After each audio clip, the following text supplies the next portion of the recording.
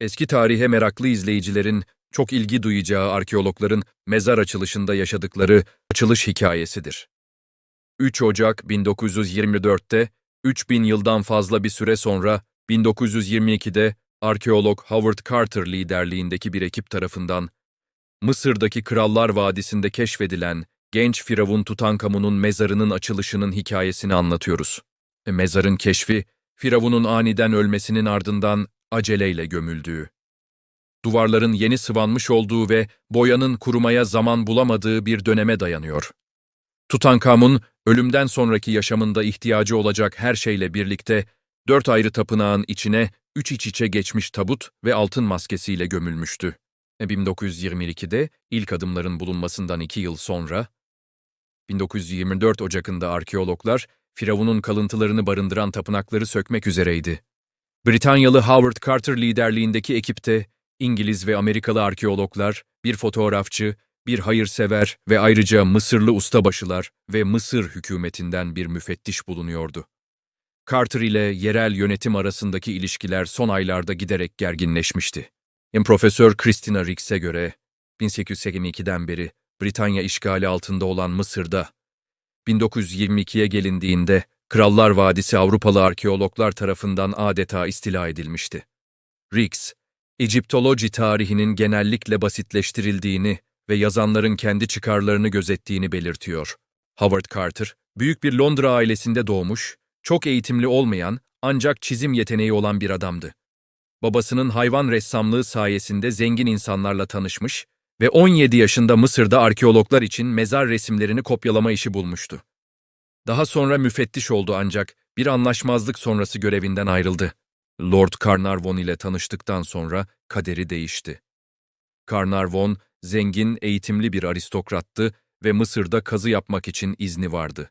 İkili, 15 yıl boyunca Krallar Vadisi'nde başarısız kazılar yapmıştı. 4 Kasım 1922'de Mısırlı işçiler toprağı kazarken farklı bir şeyle karşılaştılar. Eski bir merdivenin ilk adımı. Carter o an orada olup olmadığı konusunda farklı hesaplar olsa da bulguyu hızla değerlendirdi. 16 basamaklı merdivenin ortasında üzerinde Tutankamun mührü olan bir kapı buldular. Lord Carnarvon'un gelmesini bekledikten sonra 2 kapıyı açtılar ve Carter bir el feneriyle içeri baktığında "Harika şeyler görüyorum," dedi. Ön oda, arabaların parçaları, değerli vazolar ve süs eşyaları gibi krala yakışır hazinelerle doluydu. Bu, 3000 yıldan daha eski, neredeyse eksiksiz bir defin objeleri koleksiyonuydu. Lord Carnarvon, kazı haklarını prestijli London Times'a satmıştı. Bu durum, Tutankamun ateşinin Avrupa ve Kuzey Amerika'yı sarmasına neden oldu. Ancak bu anlaşma, Mısır basını için bir hakaret ve keşfin kimin malı olduğu konusunda büyük soruları gündeme getirdi. Mısırlı küratör Heba Abdalgavet, keşfin Mısır'da büyük bir gurur dalgası yarattığını, ancak aynı zamanda Britanya'nın ülkeyi işgaline karşı öfkeyi de artırdığını belirtiyor. "Biz Tutankamun'un çocuklarıyız," gibi şarkılar o dönemde ulusal marş haline gelmişti. Eski sistemde kazılarda bulunan eserlerin %50'si Mısır'da kalırken, %50'si yabancı kazı ekibine veriliyordu. Ancak Tutankamun'un mezarı özeldi ve birçok Mısırlı bu sistemin değişmesi gerektiğine inanıyordu. Şubat 1923'te Carnarvon Avrupa'dan geldiğinde ekip bir sonraki odayı açmaya hazırlanıyordu. Tapınakların bulunduğu duvarı yıktılar ve Tutankamun'un kendisinin birçok koruma katmanının ötesinde yattığını umdular. Ancak Lord Carnarvon bir sivrisinek ısırığı sonucu enfeksiyon kaparak 57 yaşında öldü. Bazı gazeteler Firavun lanetinden bahsetse de Abdalgavet bu kavramın batıdan geldiğini ve Mısır kültüründe yeri olmadığını belirtiyor.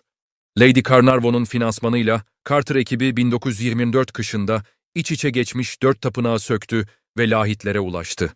Ancak bu noktada Mısır ile Büyük Britanya arasındaki siyasi gerilimler nedeniyle Carter işi bıraktı. 1922'de Mısır bağımsızlığını ilan etmiş olsa da Britanya hala Süveyş kanalı ve dış ilişkileri kontrol ediyordu ve eski eser izinleri de onların elindeydi.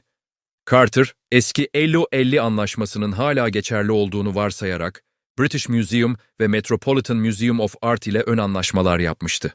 Ancak 1923 sonbaharında milliyetçi bir lider olan Zaghloul'un başbakan seçilmesiyle durum değişti. Yeni Mısır hükümeti, antikalar üzerindeki kontrolü ele aldı ve Tutankamun'un hazinelerinin kaderi sorgulanmaya başlandı. Carter, İngiliz ve Amerikalı meslektaşlarının eşlerini mezarı ziyaret etmelerine izin vermek isteyince, Mısır makamları tarafından reddedildi. Carter greve gitti, izni iptal edildi ve mezarın kilitleri değiştirildi. Sonunda yeni bir anlaşma yapıldı. Mezarda bulunan her şey Mısır'da kalacak ve Lady Carnarvon kazıyı finanse etmeye devam edecekti. Carter 1925'te daha küçük bir ekiple mezara döndü ve iç içe geçmiş 3 tabutu sökmeye başladı. 3 yıl sonra Carter son tabutu açtı ve Tutankamun ile yüzleşti. Mumyalanmış vücut, takılar ve ikonik altın maskeyle çevriliydi. Maske, canlı mavi çizgileri ve obsidyen gözleriyle bugün bile büyüleyici bir nesne olmaya devam ediyor. İmliği karşısında birleştirici bir figür olarak görülüyordu. Genç Firavun 19 yaşında hastalıktan ölmüştü ve iktidara geldiğinde babası Akhenaten'in tek tanrılı dinini reddederek eski tanrıları restore etmişti. Tutankamun, değişen Mısır K. 1932'ye gelindiğinde mezardaki çalışmalar tamamlandı. Tapınaklar Kahire Müzesi'ne gönderildi ve Mısır hükümeti kazı masraflarını Lady Carnarvon'a geri ödedi. ABD Algaved, eserlerin Luxor'dan Kahire'ye, Nil üzerinden bir gemiye yüklendiği arşiv görüntülerini hatırlıyor. Mısırlılar, nehrin iki yakasında dizilerek Tutankamun'a ikinci bir cenaze töreni düzenlemişlerdi. 1960'larda ve 70'lerde Tutankamun'un hazineleri uluslararası turlar düzenledi ve büyük ilgi gördü. Bu sergiler, Mısır ile ABD arasındaki ilişkileri güçlendirmek için stratejik bir kültürel değişim aracı olarak kullanıldı. King Tut, Amerikan pop kültürüne de girdi. Bugün eserler Mısır'da Grand Egyptian Museum, GEM adlı yeni ve çok daha büyük bir müzede sergileniyor. Ancak Abdalgavet, hikayenin sadece altından ve firavunlardan ibaret olmadığını, aynı zamanda bu objeleri yapan sıradan Mısırlıları ve kolonyalizmin etkilerini de kapsadığını vurguluyor. Bu tarz videoların devam serilerini ve daha birçok tarih keşif gibi ilgi çekici videoları izlemek için kanalıma abone olun, videoları beğenin ve yorumlar yapın. Hoşça kalın.